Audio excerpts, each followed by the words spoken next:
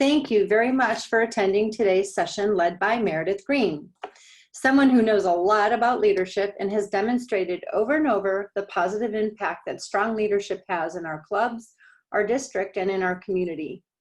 Meredith Green is the current Assistant Governor of Area 9, past President of the Rotary Club of Paulsbo, North Kitsap, and our past district trainer, and an experienced session leader for numerous DTA sessions over the years. I am Michelle Doyle, your District Youth Service Chair and a District Training Leader, past President of North Kitsap Rotary, and honored to be the moderator for your session, Is Club Leadership in Your Future? And so without further ado, I give you the esteemed training session leader and district trainer, Meredith Green. Thank you, Michelle. Michelle and I have worked together for years, and I really appreciate Michelle's leadership and assistance to whatever needs to be done. So this session is helping Rotarians become leaders and develop leadership skills. Rotary's new theme this year is Rotary Opens Opportunities. And one of the things that I hope you'll take from today's leadership training is the willingness to dive into leadership of your club or of a committee or whatever, in whatever level you can, to devote your skill set to making things better for your world and your club. And I want to talk a little bit about leadership, not only at the club level, but at the district and beyond, and talk with you and hopefully get some of your ideas or give you some ideas or strategies to put into your toolkit. One of the things that I want to discuss today, and I want you to come away with, is the idea of promoting engagement of all members. So I was a member of a soccer team years and years ago, or a soccer mom, and one of the coaches said, you know, everybody on the team needs to have a job. And as leaders, we need to be thinking about a job that we can give everybody in our clubs, because that's how we develop vibrant clubs. The other thing, and this is a little bit harder with the whole COVID-19 stuff and reduced social contact, but I want you to be able to make connections with other Rotarians in District 5020. And then I really want to inspire you to step into leadership. I was in the second half of my life when I joined Rotary, and that's because I thought I couldn't do it before. I was mistaken.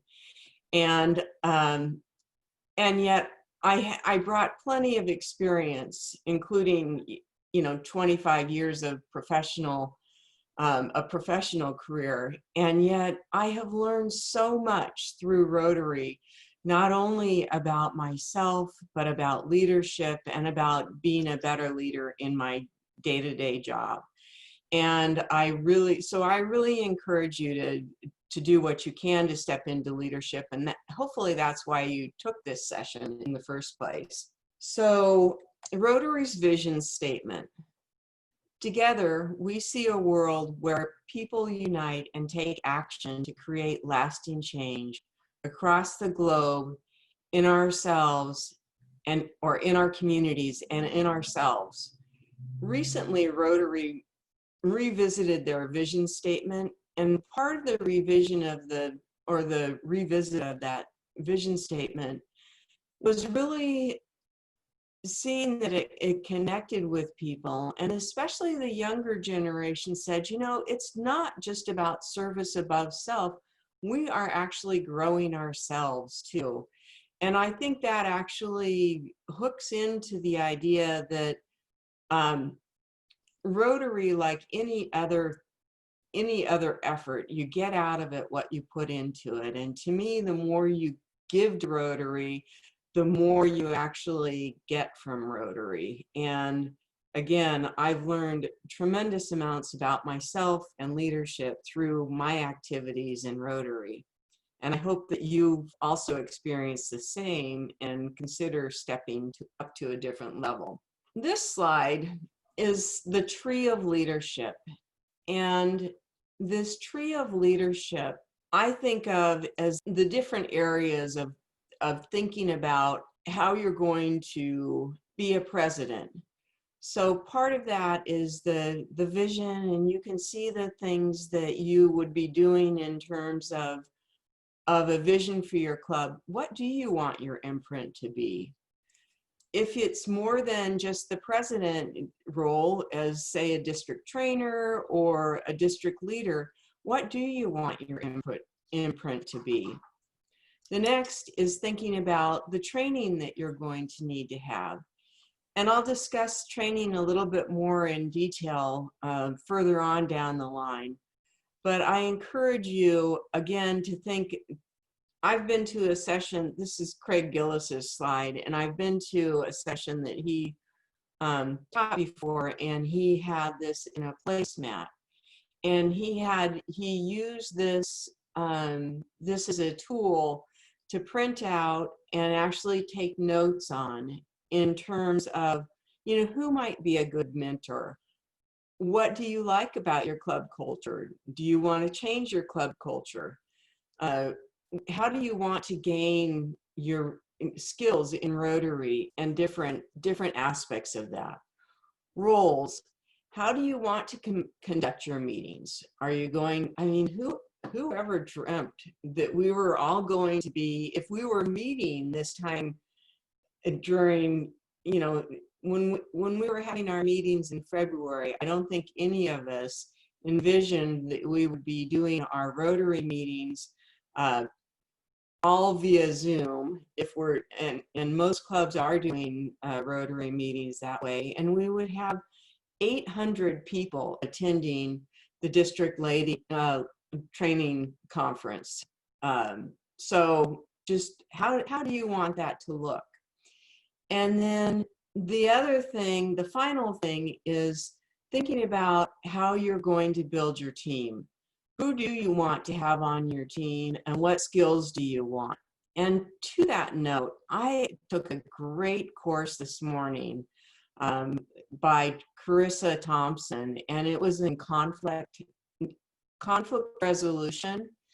And she discussed a lot about just putting together a good team and understanding team aspects. And I'm actually going to go back and revisit that classroom a little bit later, and I encourage you to do so, just because in another role, I'm going to be working on, I'm stepping into the role of a president for the local college foundation, and I want to revisit the skills that I have on my board there and how I'm going to put those skills together for the new board that I'm serving on.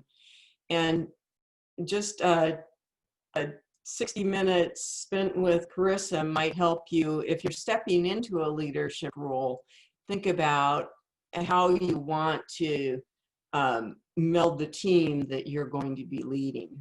And then this next thing, at the root of leadership are the skills and values that you bring to the table. One of the things that's important to consider going into leadership is the values that you bring into leadership and the skill set that you have. And I always think, well, back in the days of executive assistants or administrative assistants, I would look for an administrative assistant with an impeccable card because I do not have that skill set. And I wanted to bring an administrative assistant or executive assistant who had the skill set that they actually could not stand to have a car dirty, because not that they were going to be cleaning my car, but I wanted them to bring that skill set into helping me manage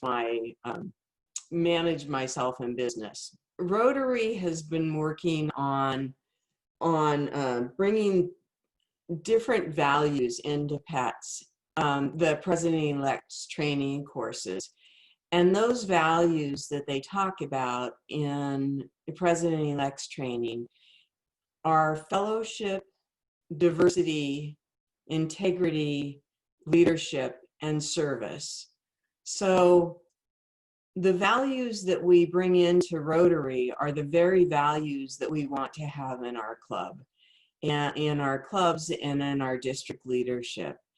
And as leaders, we need to be thinking about how we can develop more opportunities for fellowship in a different way. Try to figure out how we want to bring more diversity into our population, whether it be a club or district leadership. And as always, operate with integrity and show good leadership skills all the time, and also serve our community and our districts. President-elect's trainings really focus on that value, and hopefully many of the courses that you've attended through this district training assembly will also be focused on how we can provide better service to the community and each other. Leadership is what brings the magic into Rotary. And with this, so what I'm going to do is I'm going to model some fellowship.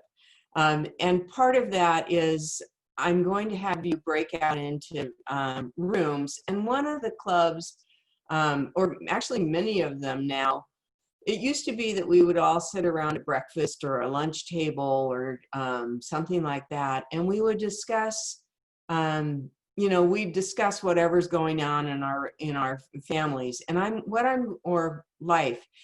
And I'd like to actually set up 5 breakout rooms at this point. And I want the breakout rooms to discuss the attributes of a great leader. And that's that you've seen in great leaders, both in your club or in your community or other places. And this also gives you an opportunity to get to know each other a little bit. I'd like to offer the opportunity for at least 4 people to share the feedback that they receive from their room regarding what attributes they think great leaders have. And Veronica, I'm going to unmute you because I saw your hand go up. First of all, I'm going to say that meeting room and being automatically corralled back was super cool. So thank you for that experience. I've been chicken to try it with others. And then, so our takeaway from what great leaders and what leadership is that be supportive with a collaborative vision, with transparency and full honesty.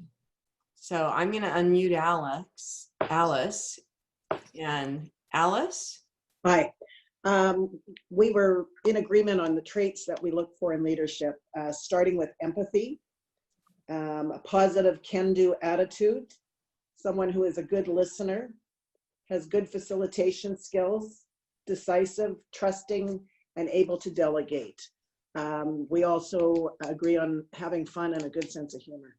Good leaders definitely need to be able to have a good sense of humor and have fun and not take themselves too seriously. Okay, Kathy, I'm going to go ahead and unmute you. Sorry, Meredith, that's fine. That's great. Me? Mm-hmm. My raise your hand thing isn't popping up at the bottom, so sorry about that. Okay. But our group had a lot of the same ideas we've already heard about listening and being inclusive, but we also heard unafraid to coach, really to challenge people to stretch and grow, positive energy, and making sure you're appreciating people the way they want to be appreciated. And sometimes that takes reaching out and learning what that is. I also shared that when I lead, I work with my team on making value-based decisions and dealing with competing values and how that weighs into the decision-making process, and really always assuming positive intent when you go into a discussion. So next, I'd like to go on into just for some food for thought. So when when you are in a leadership role, you're recruiting for members of your committee or members of your board. You're also should be thinking about recruitment for leaders subsequent and even following, just a leadership chain throughout your organization. I think it's really important to do that. Think about the roles that you want to fill again and who you want to have fill those roles. Again, training is so important, and when I take on a role or when I have coach others through taking on a role, I actually have them put together a training plan.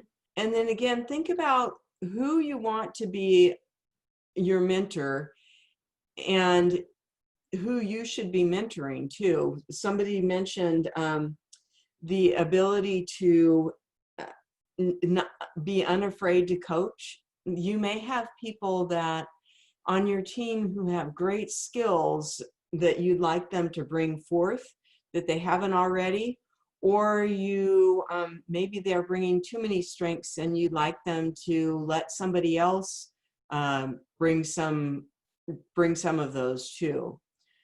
Going back to that same soccer coach, he said, everybody needs to have a job.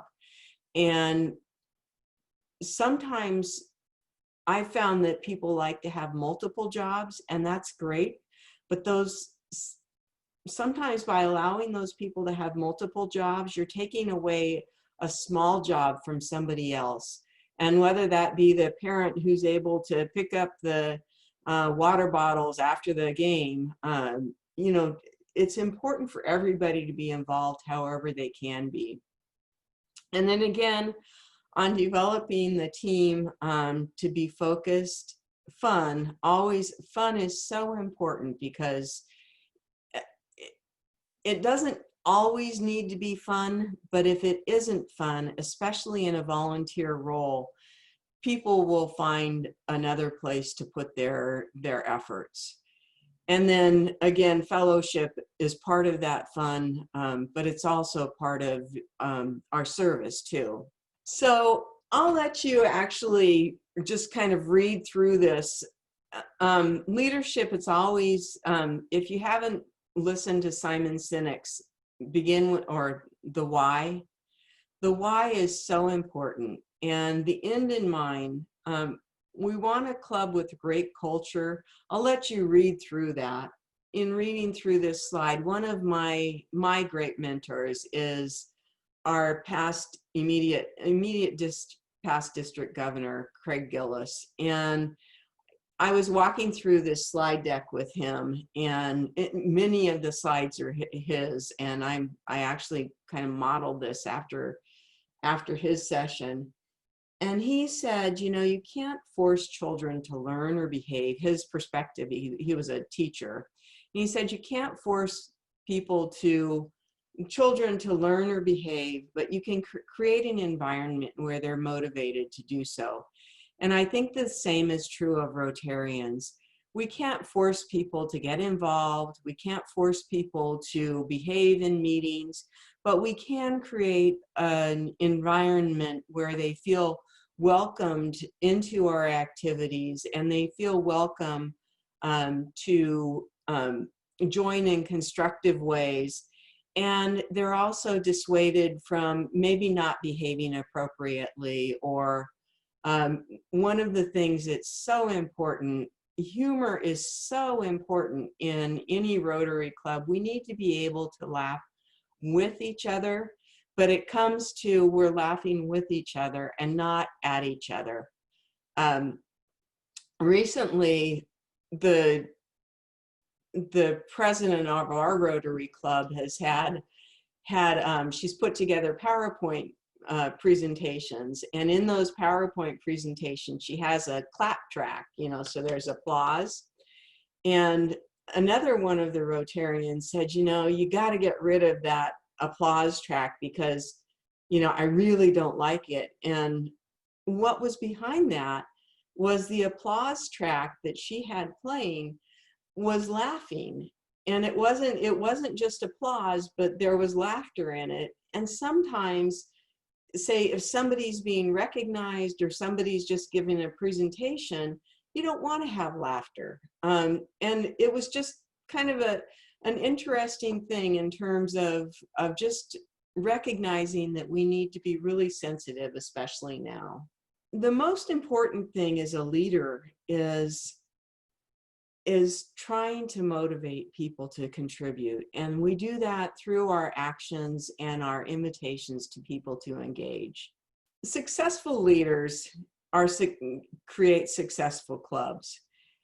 And this is just a goofy, one of the things that I love about this slide is it's an induction. This is an induction of a new member. And John Alkenhusen was a past president of the Rotary Club of Ann Arbor, Michigan, and he just relocated to Paulsbo. And he's being inducted, and you can see that he's so happy to be joining our club. And here's the membership chair, just laughing along with him.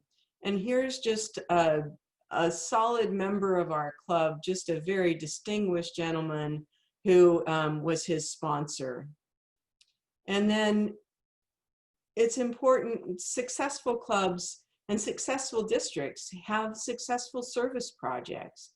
And this is actually another one of my favorite photos. This is actually now a late Rotarian, Glenn Robbins, and he got just embraced this program that we have, a trashy task force. And one of our Rotarians was at a Rotary meeting, and we were talking about, what happens to our garbage. And that Rotarian just glommed on to the fact that we needed to do more to get out our garbage out of the track, out of the waste stream, including styrofoam. And she just got on to promoting the styrofoam roundup. And here was Glenn promoting the styrofoam roundup and putting himself in a TV screen surrounded by styrofoam. And he became our spokesperson for the styrofoam roundup. That Tracy task force, we've only had one, well, we had one big event since then. And we took our garbage from a whole dumpster full, an 8-yard dumpster full of garbage from our event down to 8 pounds, and which is less than a bag of garbage. So the leadership of one Rotarian got on board with that. And then she also was so excited about it that she actually brought in an environmental studies class, and in that environmental studies class came and supported our Viking tour event.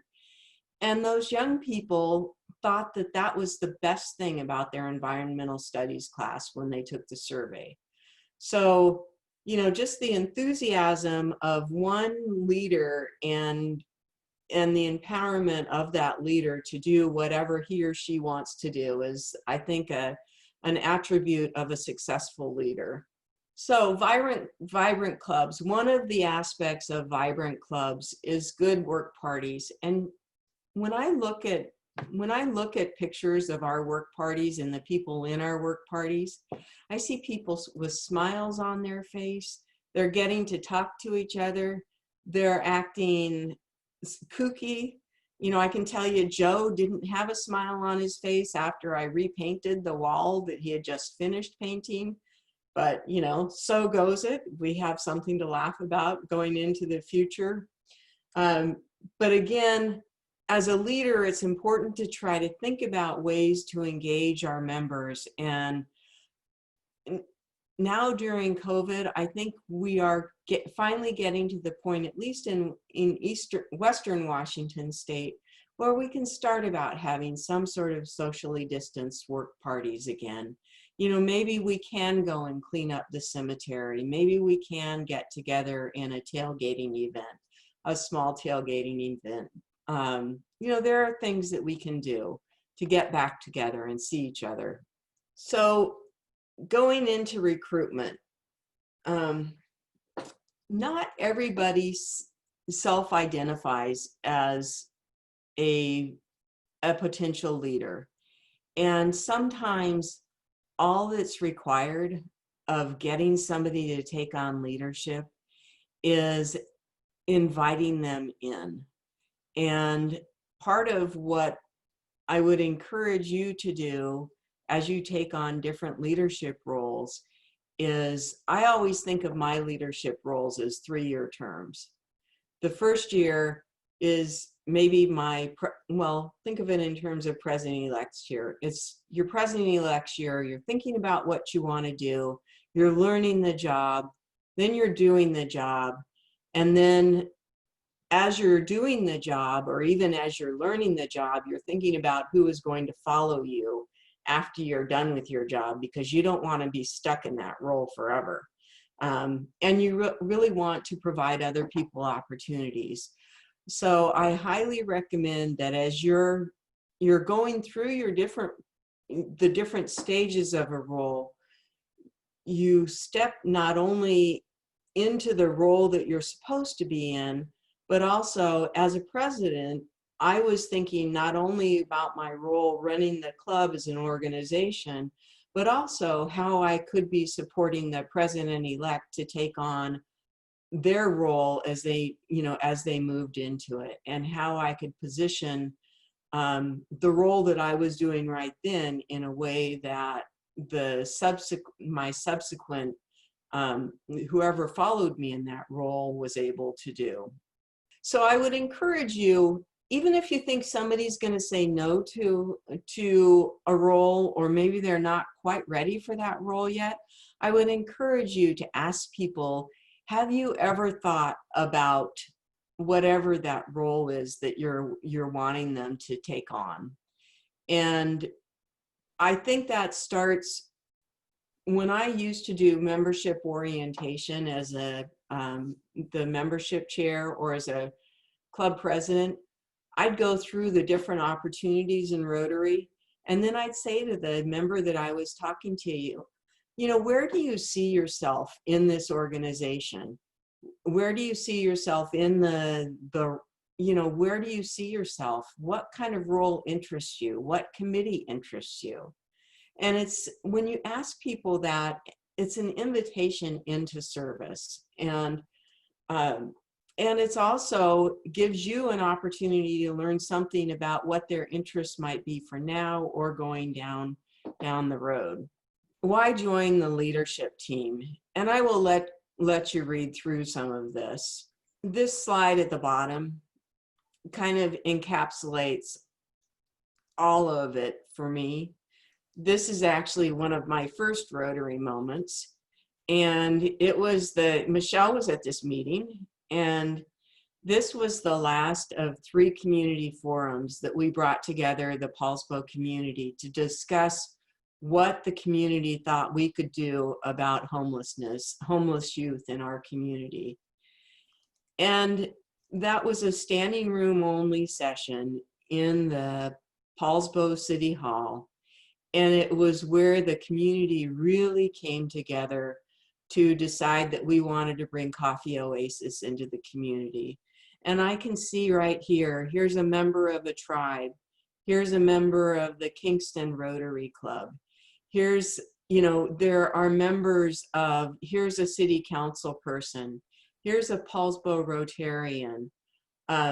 Somewhere in this crowd was not a plant on my part, but was somebody who said, we don't have a homelessness problem in our community. We don't want those people here. And that person was, it quickly became the voice of the community that we really did have a problem, and that Michelle Doyle's daughter said in that session, we do have a problem. It's in our schools. I have friends who are homeless. Anyway, this was my leadership. This was my why join the leadership team. This was what it felt like for me to have a Rotary Club behind me in an event and the community behind me in an event. And it was just get out of the way because here they come. And that's why I think you need to do it. And boy, did we have some fellowship and fun painting the walls of Coffee Oasis. We still do. So I want to pause here and talk a little bit about recognition. And this slide here, the top is Craig Gillis's son or grandson. And when you look at that grandson, you see the look of appreciation and adoration in his eyes. And one of the things that's so important, that is a kid who has been recognized and acknowledged. And that is so important that we remember how to recognize and acknowledge people as we proceed through our leadership roles. And this is the District Governor, Craig Gillis, talking about his little box of memories. And his box of memories is notes that he's received from people, recognition he's received from people, a thank you postcard, something that just says, hey, I'm thinking about you, I appreciate you. And Craig, for me, models that recognition. Right after that, Craig gave me, and if you can see this, here's my little box of memories, and here's Craig's recognition that says, thanks, Meredith. And he just does a beautiful job recognizing people. And I would encourage you, however you decide to recognize people, whether it's through humor or a drive-by 95th birthday party or a Paul Harris Award or anything, just it's important that as a leader, you let people know that you appreciate what they bring to the party. And then Maya Angelou says it best.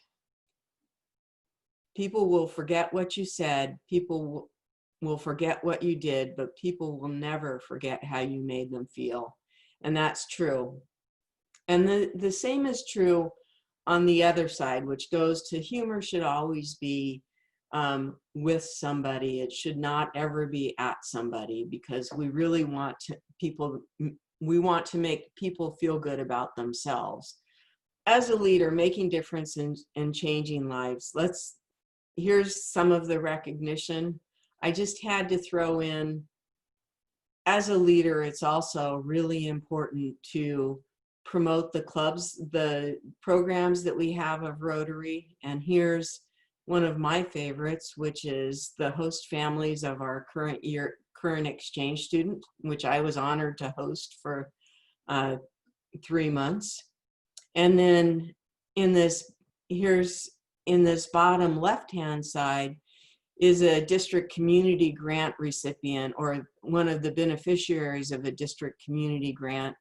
And that's a kid in the Dominican Republic. And he was one of 85 eyeglass recipients that were a product of a vision screener that the Paulsbo Rotary Club got through a district community grant. So as a leader, again, making sure that you're taking advantage of all of the Rotary programs, including the district community grants. And I know Howard Savals is on here as our Rotary Foundation Chair for the district. We have some wonderful programs available to us through Rotary, and by implementing those programs and making sure you do your best at them, you'll be able to get the most out of Rotary and spread our wealth throughout the community, our global community. So thinking about roles for a minute, I want to remind you that this is a district directory, and here's just a table of contents for the district directory. Each year, the district issues a directory of our district, and that's available on, you have to log into the district website, and you'll be able to get that. The district directory shows all of the leadership in the district, but also it shows individual club presidents. I would also encourage you, so look at that in terms of opportunities there may be to serve on district committees. I know, Michelle, do you want to say anything about, are you recruiting members for your district youth services committee? Yes, I am. Looking for a vice chair. Would love somebody who is really good at social media and communications. I would love somebody who would like to be a liaison for advisors. Even people who like just sort of monitoring and administering administration for making sure that we maintain compliance with youth protection, and also our advisor notifications for RI, and yeah, just a number of different roles that need filling. So the district organization pretty much mirrors a lot of the avenues of service, and there is an opportunity on most of the district committees to actually serve in that role, whether or not you're a past president of a club or whether or not you can even ever want to be a president of a club. So we also have people at the zone level. It used to be that you could only, you know, the zone level opportunities went to people who had served as district governors, and we now as District 5020 have 2 leaders who have never been a district governor who are serving at the zone level, one in membership and the other in public information. And so there's opportunities to serve and learn at different levels that you may not even think of. So I encourage you to take a look at the district directory. You can also, by downloading the Club Runner app on your phone and logging into the Club Runner app on your phone, you can get the directory of at least people on your phone. And I use that all the time. It has club directories, and it has, like if I wanted, I know Kathy's in the Silverdale Rotary Club. And I remembered yesterday morning that I wanted to let her know about a meeting. Hi, Kathy. I wanted to let her know about a meeting guest that we were having. I was able to quickly find her contact information and text her that, you know, that we had a meeting going on that she might want to join. So it would have been better if I'd done that in advance, but that doesn't always happen. But it's good to know that you've actually got that at your fingertips, either in the form of an online digital directory or Club Runner. Committees, whether it be at the club level or at the district level or at the zone level, they just provide a step into meetings. It provides a role for people, and it provides an opportunity for a president or a committee chair to distribute their responsibilities. Without committees, especially in the larger clubs, without strong committees and a number of strong committees in larger clubs, you're not going to have the opportunity for people to serve and become engaged in the club. So it's a point of engagement and a point of connection.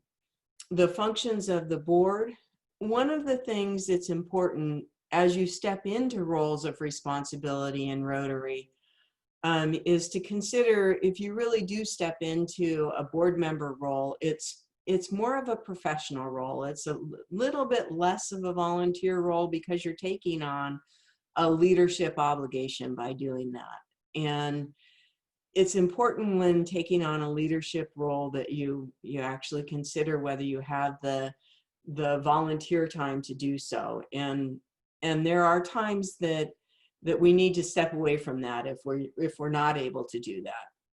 It's really important in terms of a board meeting. If people are prepared in advance and there's an expectation that they do their work in advance and their meetings are run like people did their work in advance, then they will continue to do that.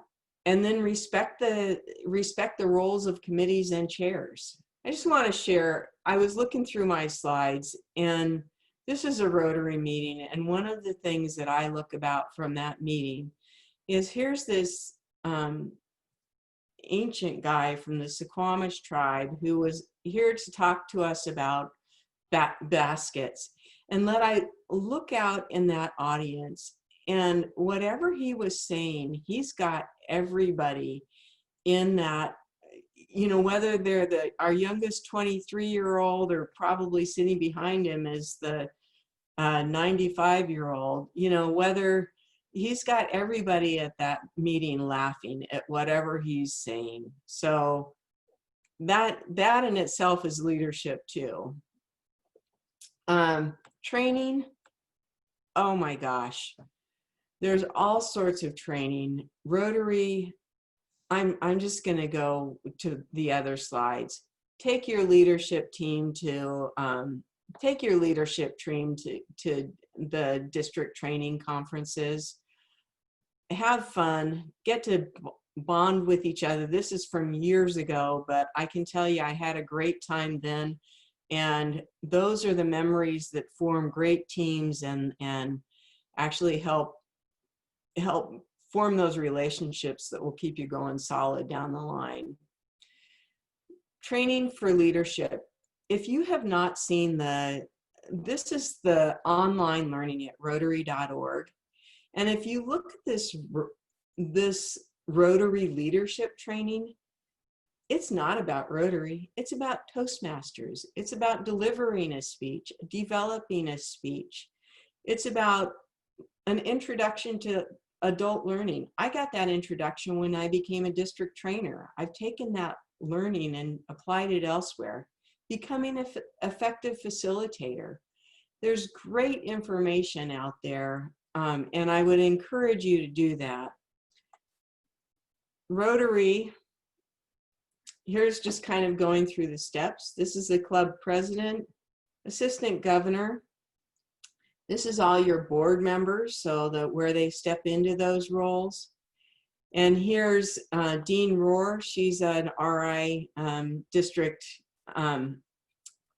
she's a district director or director.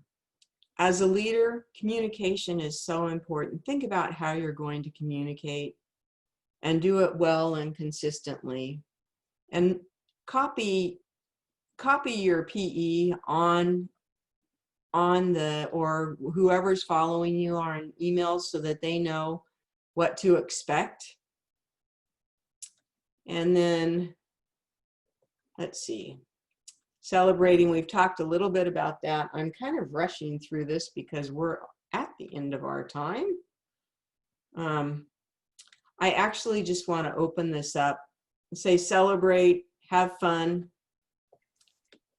And finally, I'm going to open it up and ask for questions, but we don't have a lot of time. I've been having a little sidebar conversation. One participant, Storman, did you want to ask your question publicly? Sure, no problem. I was just asking where the most effective board meetings were held. And I want to include fun in that question. So where are your best experiences at local board member meetings? I'm Eric with the East Bremerton Rotary. We meet actually at a catering place. They cater our dinner. And it's pretty awesome food and just fellowship when we meet. And that's been an incredible thing. They tried to move it, and I think everybody kind of wanted to go back. And so they kind of take care of that for us. You know, Zoom meetings now, but you know, I think there's a way that you can make any meeting fun and productive. You know, we've met in my club has met in restaurants before, but that can be troublesome in terms of people who are hard of hearing. So I just suggest surveying your board. I had club meetings at my home when and other members do too. Yeah, personally, I think those are the ones I've enjoyed the most, is when you're in someone's home. It doesn't have to be fancy. It's very, very relaxed. Yeah. I mean, I love making soup. I used to make big pots of soup and have people, you know, it works. Or make it a potluck. It doesn't need to be complex. Or make it a bring your own food. I I do want to say, I did get a question about what is zone. So the district is, Rotary is made up of clubs and then districts, and then zones are above the district. So we belong to a zone that combines multiple districts. And it's just a way, the district and the zone are all here, as is Rotary International, are all here to serve the clubs and the Rotarians and make us stronger. Thank you all for participating. I really appreciate your questions and your participation.